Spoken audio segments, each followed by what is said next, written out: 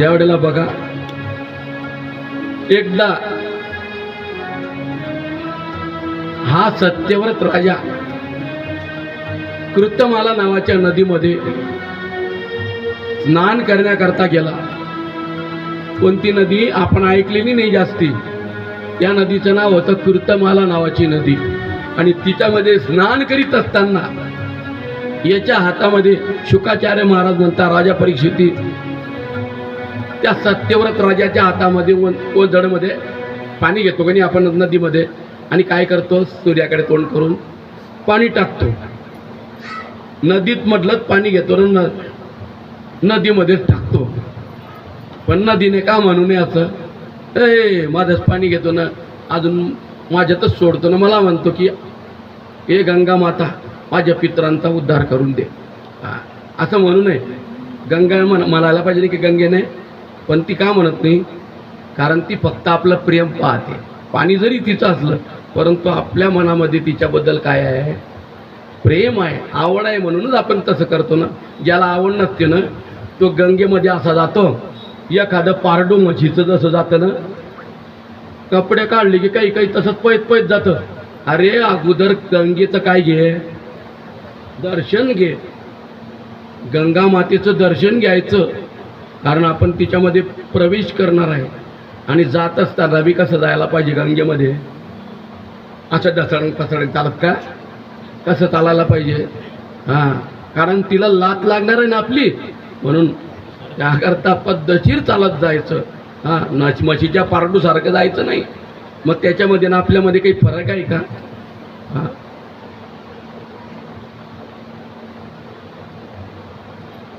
तर याने देखील आपल्या वंजडमध्ये पाणी घेतलं. पण ज्याच्या वंजडमध्ये काय आलं हो मच्छी त्या मच्छीचं पिलू आलेलं आहे. आणि ते मच्छीचं पिलू आल्यानंतर याद त्याला सोडून देऊ लागला पाण्यामध्ये. तितक्यामध्ये ते मासुडी होती ना ते मासुडी बोलू लागला मासा बोलू लागला ए राजा सत्यव्रत. मासा बोलतो का पण बघा तो मासा सामान्य नव्हता. तो साक्षात भगवान श्रीहरी विष्णू होता. आणि तो बोलतोय मास्याच्या रूपामध्ये ए सत्यव्रता मला या पाण्यामध्ये सोडू नको ना बाबा.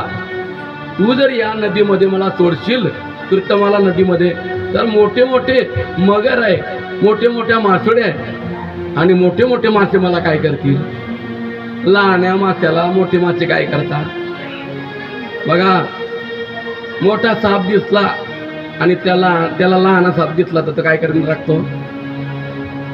असं म्हणतात की सर्पीन अंडे फोडते पण अंडे फोडत फोडत जाते ती इकून आणि तिकून काय करते ते खात खात येते लाईनशीर. बघा त्याच्यामधून जर काही गडबडले इकडे तिकडे तर ते जिवंत राहतात. नाही तर तिच्या साठ्यामध्ये आले ते तीच खाऊन टाकते. मायबाप जरी सर्पिन की बोका त्याच्या संगी सुखा न पवे बाळा. त्याच्या संग बाळाला सुख प्राप्त होत नाही. बोका म्हणजे म्हणून जरी बोक्याला त्याचेच पोरं राहतात. पण मांजर त्या पोरांची पिलांची काळजी करते. ज्या दातांनी ती उंदराचं ऑपरेशन करते त्याच दातांनी त्या पिलांना किती घरी फिरवते. पण त्या पिलांना 7 घरी फिरवते पण लागू देते का दात पिलाला. तिचं बी पिलूच असतं आणि याचं बी तर पिलूच असतं. पण हा जातो ना काय करतो नाश्त्यावारी मारीच देतो सापडलं तर.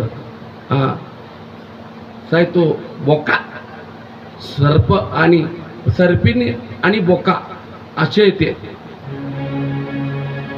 मग बघा सत्यव्रत राजा त्या मास्याला घरी घेऊन आला. कमंडलू मध्ये आणल्यानंतर त्याने अवधात ठेवलं. अवधात सोडल्यानंतर एका क्षणामध्ये तो मासा इतका वाढला आणि तो बोलतोय सत्यव्रत राजा हे ठिकाण मला राहण्याकरता कमी होत आहे म्हटले. म्हणे मला मोठ्या जलाशयामध्ये सोड.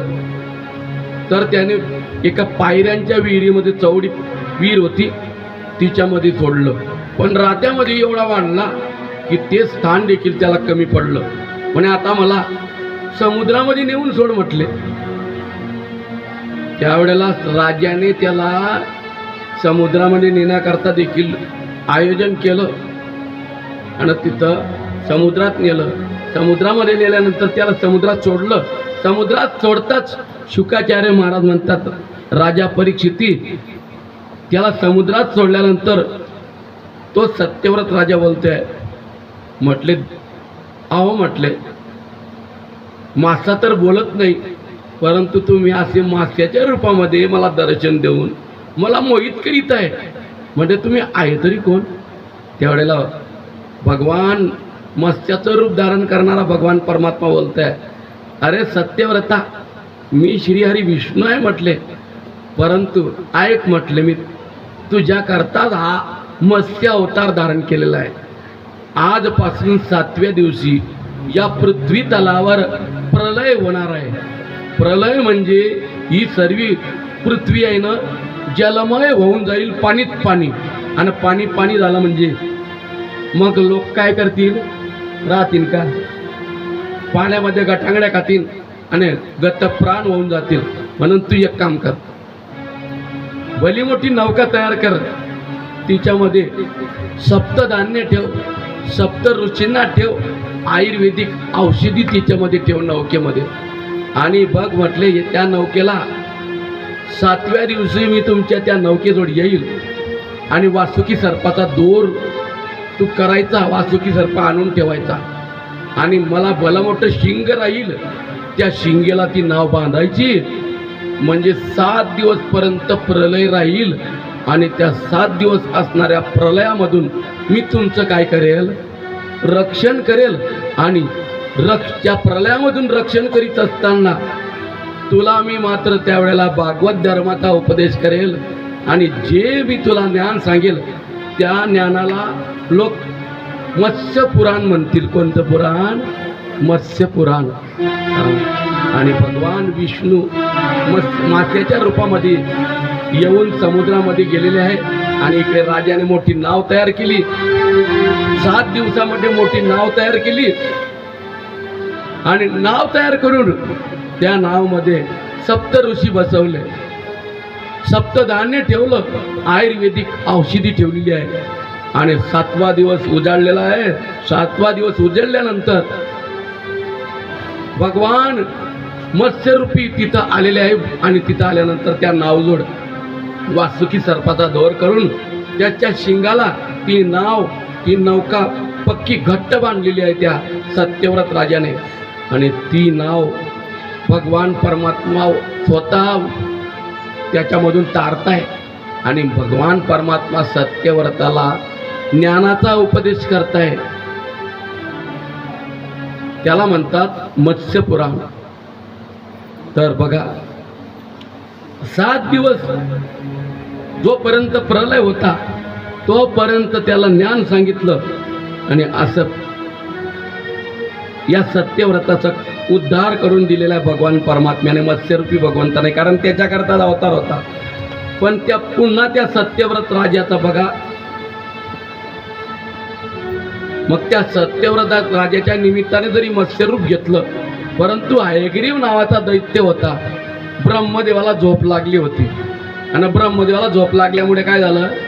ब्रह्मदेवाच्या मुखातून 4 वेद निघालेले आहे ना, ते 4 वेदचे वेद कोणता कोणता वेद? ऋग्वेद, यजुर्वेद, सामवेद, अथर्ववेद त्या हयग्रीव नावाच्या दैत्याने चोरून नेला, आणि त्या हयग्रीवाचा वध त्या मत्स्यरूपी भगवंताने त्या शंकासुराचा वध केला.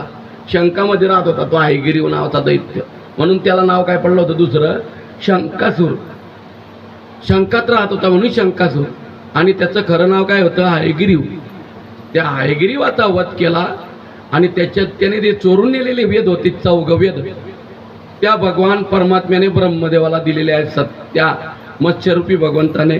आणि शुकाचार्य महाराज म्हणतात, राजा परीक्षिती अशा प्रकारे मी तुला हे सत्यव्रताला सहकार्य करणारा भगवान परमात्म्याचं ते मत्स्य पुराण तुला वर्णन करून सांगितलं, म्हणून भगवंतांनी त्याला मारून त्या श्रुती ब्रह्मदेवांना परत दिल्या, आणि सत्यव्रत तसेच सप्त ऋषींना ब्रह्मतत्वाचा उपदेश केला. समस्त जगताचे परमकारण असलेल्या त्या लीला मत्स्य भगवंतांना मी नमस्कार करतो आणि इथं हा अष्टमस्कंद समाप्त करतो. आता हा अष्टमस्कंद काय झाला, समाप्त झाला. हा एक भाग आतापर्यंत आपण एक भाग बघितला. आता याच्यामध्ये जी दुपारून आपण संध्याकाळी 7 पासून जी कथा सुरू करू त्यामध्ये आता द्वितीय स्कंद आणि त्या द्वितीय स्कंदामध्ये या द्वितीय स्कंदात 9व्या स्कंदाला आपण सुरुवात करू. 9वा स्कंद संपल्यानंतर मग 10व्या स्कंदाला सुरुवात होईल आणि 10व्या स्कंदाच्या सुरुवातीला आपली कथा विराम घेईल ना. त्याच्या वेळेला शेवट भगवान श्रीकृष्णांचा अवतार आपण साजरा करणार आहे, जन्म उत्सव साजरा करणार आहे. आता श्री कृष्ण गोविंद हरे मुरारे हे नाथ नारायण वासुदेव. श्री कृष्ण गोविंद हरे मुरारी हे नाथ नारायण वासुदेव. श्री कृष्ण गोविंद हरे मुरारे हे नाथ नारायण वासुदेव. श्री कृष्ण गोविंद हरे मुरारी हे नाथ नारायण वासुदेव. हे नाथ नारायण वासुदेव. हे नाथ नारायण वासुदेव. श्री कृष्ण गोविंद हरे मुरारी हे नाथ नारायण वासुदेव. कृष्ण गोविंद हरे मुरारी हे नाथ नारायण वासुदेव. पुंडलिकावरती हरी विठ्ठल श्री ज्ञानदेव तुकाराम पंढरीनाथ भगवान की जय. गोपाल कृष्ण भगवान की जय. श्रीमद भागवत महापुराण की जय. हरि ओम नमः पार्वती पते हर महादेव. बोल रे भाई सब संतन संतन की जय.